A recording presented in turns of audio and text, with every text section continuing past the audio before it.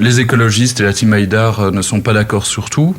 Il y a un certain nombre de points sur lesquels nous sommes adversaires, mais moi, ce qui me frappe, c'est d'une part une incompréhension de la part de pas mal de représentants politiques, mais aussi de médias, vis-à-vis de ce que représente le bon résultat de la team Haïdar. En fait, il y a beaucoup de gens qui sont là, il y a beaucoup de gens qui sont en colère, il y a beaucoup de gens qui se sentent humiliés, il y a beaucoup de gens qui ont l'impression que les politiques de lutte contre la pauvreté, elles n'ont pas marché à Bruxelles.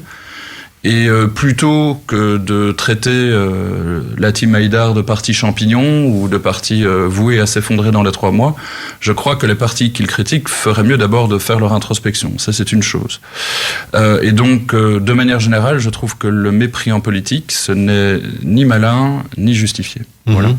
Ça ne nous empêchera pas d'être en désaccord sur un certain nombre de sujets, mais je préfère être en désaccord que de regarder les gens de haut.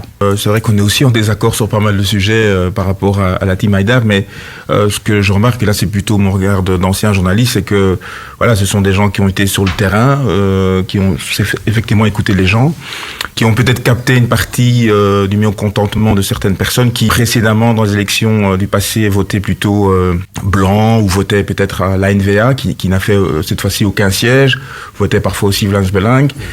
Voilà, c'était des votes protestataires qui étaient un peu perdus.